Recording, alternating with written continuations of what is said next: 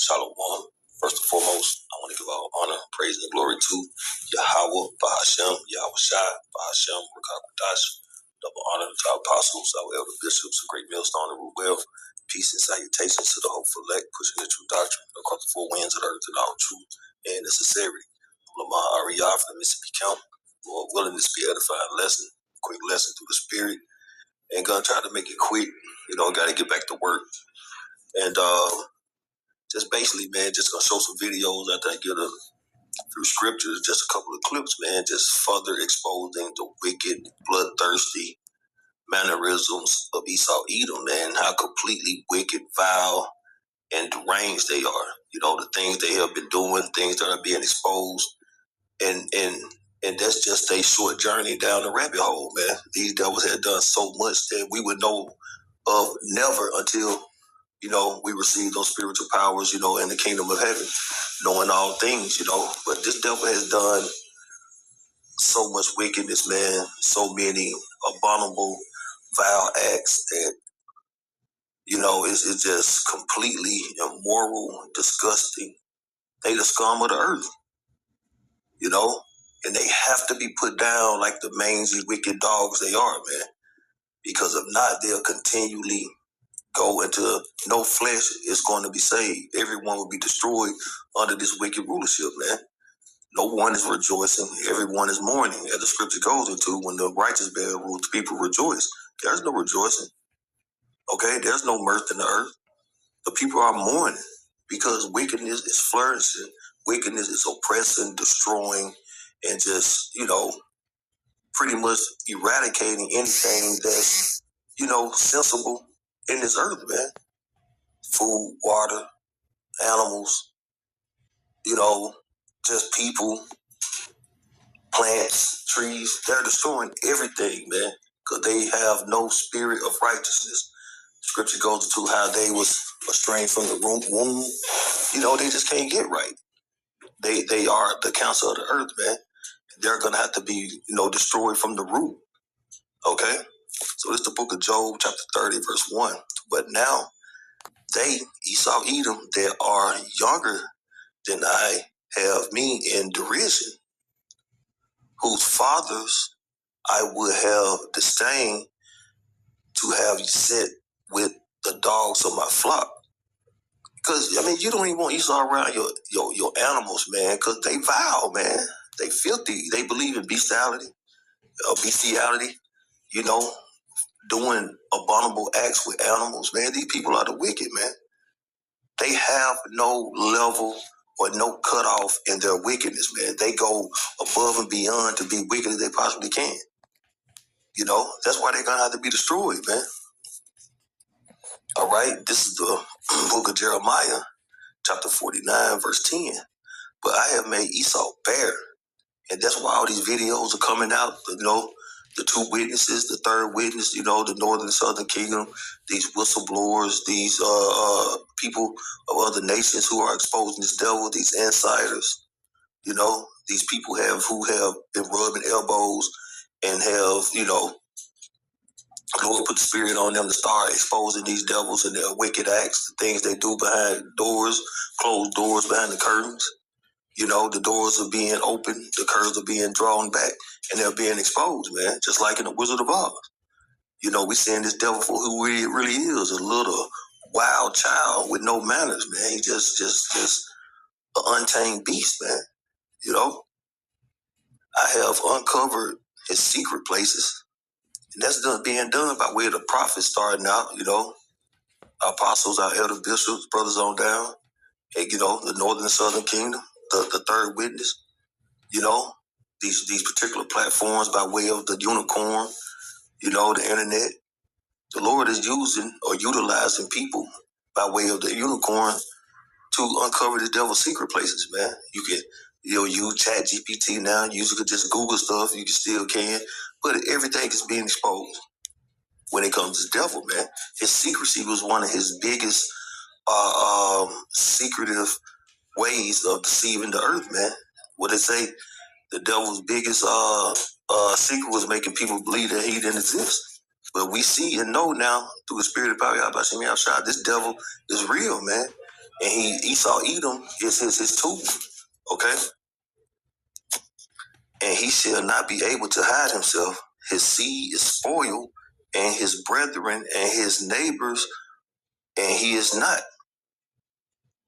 Because Esau Edom, man, he uses and abuses everybody, uses them up, works the hell out of them.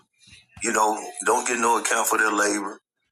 Man's supposed to get his wages day for day, man. You have to wait a week, 2 weeks, a month. It's crazy, man. But all his bullshit in a nutshell is finna come to an end, man. His rulership is finna come to an end. His deceitful ways, his draconian laws, his unrighteous decrees, they all finna come to an end, man. Shortly, soon. He still got that level or that pinnacle the Lord gonna let him go, that ceiling. But at the end of the day, his rulership is crumbling before our eyes, man. And his wickedness is being exposed. And he is a wicked, disgusting person, man. The whole nation of them are already Edomites. But I'm going to play a few clips, to highlight what I'm talking about through the Spirit, and Lord willing is edifying. I want to give all honor, praise, and glory to Yahweh, Bahashem, Yahweh Shai, Bahashem, Rakakwadash. Double honor to our apostles, our elder bishops, a great millstone, and Ruel. Peace and salutation to the hopeful elect. Shalom. And let me say this. A lot of 2/3 Israelites have been pulled into this wickedness too, man. They're more wicked than the wicked because they're doing the same thing, man. Scripture say, what is the profit of a man to gain the whole world and lose his soul? And what will he give in return? Roughly paraphrasing. So they give up their family members. They give up their rectums. They fall to their knees and do vile shit. They'll do anything for the dollar, man. And they're going to be destroyed for that too, man. But Esau Edom, because he has not hated blood is going to pursue him, thus said the scriptures. So I'm going to play these video clips again, Lord willing, edifying. Shalom. About your beliefs, right? So, why can't we eat babies? What's wrong with eating babies? If we've got extra babies around that nobody wants, why can't we eat them, right? I'm really worried about that line of thinking. I think that's wrong, and I think it's a little dangerous. It sounds almost...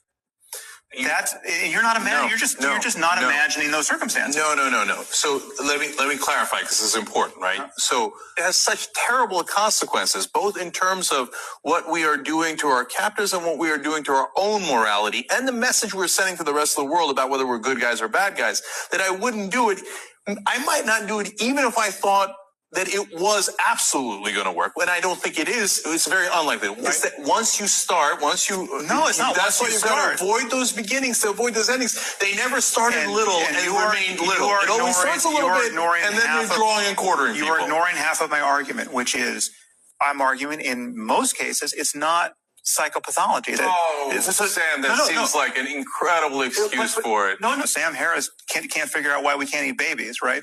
It makes me look like an asshole. So we agree there. Okay. Now, the slight caveat to that, or a very important caveat to that, the moment you accept that certain people really do eat babies, death today would not be a bad thing for them. Why can't we eat babies? Give me an ethical argument about why this is really, really wrong. Because just think about this. If I thought that my neighbor was torturing children in his basement, right? And then how are prisoners going to behave who just have all these animosities? But clearly, the right idea isn't to kill all of them. No, but I think you could. It's possible, and this is so like why? Whatever Sam, we have to about your beliefs, right? So why can't we eat babies? What's wrong? I would eat a human. If you were at a very fancy restaurant and they were like a tiny piece of human meat. No. I think the only way you wouldn't try a tiny bite? No. Really? Absolutely not. Is that terrible? Hate it. I have the heart of a small boy. I keep it in a jar on my desk. I bet you get a lot of mileage out of that one. I have never used that line before in my entire life. Okay. I have the heart of a small boy. I keep it in a jar on my desk. Our dad, he forces me and Gabriel to do it. But because we're not strong enough to cut the baby's head off, he has us to hold a knife and he puts his hand at the top of our hand and he helps us to cut the baby's head off. Because he's learning he's teaching me and Gabriel, so when we're older, to do it to our own children and do this kind of stuff to our own children. Where is it this that happens? The church, the kitchen in our church. The kitchen in the church. Yes, they got. So, right, this string. Tell me about this string. So it's just like, it's not just like just a thin normal string. It's a bit thick, it's like maybe that thick. Okay. And they tie around, Okay. like in a circle. Right. Hang it up on Where do they tie to a baby? So it's like on legs, so they put the legs together, tie it on, Yeah. and so it's like one string around and then one string attached, Yeah. and it's hanging upside down. They get the knife, but they don't just cut it off absolutely. It's still on.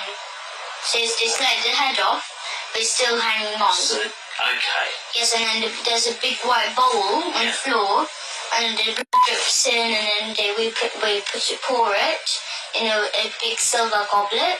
Okay, so where's this white bowl? Where did they get the white bowl from? They bought the big white bowl From where? from there's any shop, any white, And where did they get the bowl from this time? any shop, any